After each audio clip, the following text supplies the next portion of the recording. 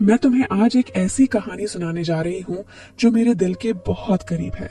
शायद इसीलिए कि ये मेरी अपनी यादों से बुनी गई है। नाम है उसकी आरव और मेरा नाम। चलो अभी वो राज ही रहने दो। साल 2023 की सर्दियों की बात है।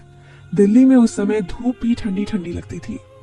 मैं रोज सुबह 7:30 पर कॉफी लेकर पार्क की उस लंबी बेंच पर बैठ जाती थी। किताब पढ़ने का बहाना था, पर सच तो यह था कि मैं बस चुपचाप लोगों को देखना चाहती थी। उनके चेहरों पर सुबह की ताजगी, हड़बड़ी, छोटी छोटी मुस्कानें, ये सब मुझे अच्छा लगता था। एक सुबह वो आया, काले स्वेटर में, हाथों में 2 कप कॉफी, एक मेरे लिए। उसने बिना पूछे मेरे बगल में रख दिया और बोला, ये वाली ज्यादा गर्म है, तुम्हारी पसंद की। मैं चौंक गई। मैंने कभी उससे बात नहीं की थी, फिर भी उसका चेहरा इतना परिचित क्यों लग रहा था। आप मैंने हकलाते हुए पूछा। पिछले 11 दिन से देख रहा हूं तुम्हें, उसने हल्के से मुस्कुराते हुए कहा। तुम हर बार वही पन्ना पढ़ती हो, फिर भी आगे नहीं बढ़ती। शायद कहानी अच्छी नहीं लग रही। मैं हंस पड़ी।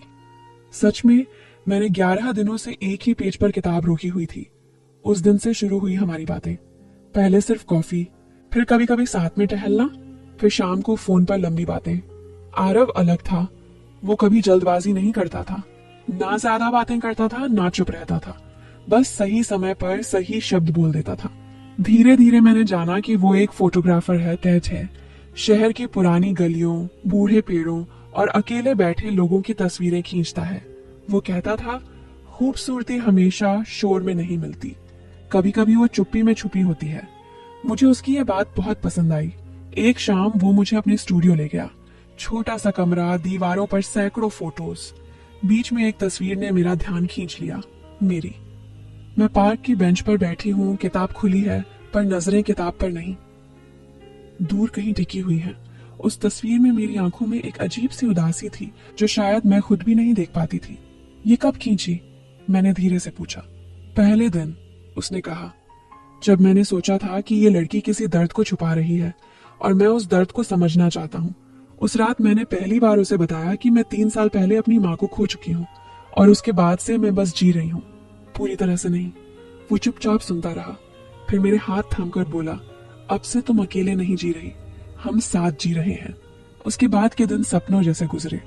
हम साथ घूमते, हंसते, छोटी छोटी बातों पर लड़ते, फिर मिन्नतें करके मनाते। वो मुझे अपनी हर तस्वीर दिखाता, मैं उसे अपनी डायरी के कुछ पन्ने सुनाती। हमने कभी बड़े बड़े इश्क वाले वादे नहीं किए, बस रोज एक दूसरे को थोड़ा और बेहतर बनाने की कोशिश करते। फिर एक दिन उसने कहा, असा जो कल तुम्हें एक सरप्राइज देना चाहता हूँ। शाम 7 बजे पार्क वाली वही बेंच पर मिलना। मैं उत्सुक थी, थोड़ी नर्वस भी। वो दिन आया। मैंने अपनी पसंदीदा नीली ड्रेस पहनी, थोड़ा मेकअप, बाल खुले छोड़े। जब मैं बेंच पर पहुंची तो वो वहां नहीं था। बस एक छोटा सा लिफाफा रखा था, जिस पर मेरे नाम से लिखा था, इसे खोलने से पहले आंखें बंद करो। मैंने वैसा ही किया। आंखें बंद की, दिल जोर जोर से धड़क रहा था। फिर लिफाफा खोला। अंदर एक फोटो थी और एक छोटा सा कागज। फोटो में हम दोनों थे, पार्क में। वो मेरे पीछे खड़ा था, मेरे कंधे पर हाथ रखे हुए। मैं हंस रही थी। पर यह तस्वीर कब खींची गई? मैं तो कभी इतनी खुश नहीं दिखती थी। कागज पर लिखा था, मैंने ये तस्वीर कल नहीं खींची, ये कल की तस्वीर है, यानी कल तुम यहाँ फिर से आओगी, मेरे साथ, हमेशा। पर एक शर्त है, तुम्हें मुझे ढूंढना होगा, अगर तुम सच में चाहती हो कि ये तस्वीर सच हो जाए।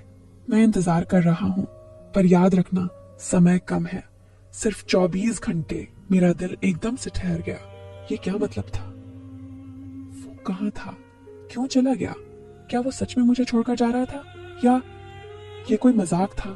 मैंने 10वीं बार उसका नंबर मिलाया, स्विच मैसेज किया, डिलीवर नहीं हुआ। मैं रोने लगी। पार्क में अकेली खड़ी, उसकी तस्वीर हाथ में लिए, समझ नहीं आ रहा था कि अब क्या करूं। तभी मेरी नजर उस बेंच के नीचे पड़ी। एक छोटा सा नोट और, अगर तुम सच में मुझे ढूंढना चाहती हो तो उस जगह जाओ जहां हम पहली बार मिले थे और जहां मैंने तुम्हें पहली बार देखा था। पर जल्दी करना, वक्त खत्म हो रहा है। मैं भागी, दिल में 1000 सवाल, आंखों में आंसू और मन में एक ही उम्मीद, कि वो सच में वहां हो। कहानी अभी खत्म नहीं हुई। क्या मैं उसे ढूंढ पाऊंगी? क्या वो सच में इंतजार कर रहा होगा, या ये सब एक सपना था जो टूटने वाला है? तुम बताओ, क्या करूं मैं अब? क्या सच में उस जगह जाऊं, या बस यहीं रुक जाऊं और उसकी यादों में जीती रहूं? बताओ ना, क्या होगा आगे? दोस्तों, कहानी यहीं पर थम गई है। सस्पेंस अभी बाकी है। अगले भाग के लिए कमेंट करें। धन्यवाद।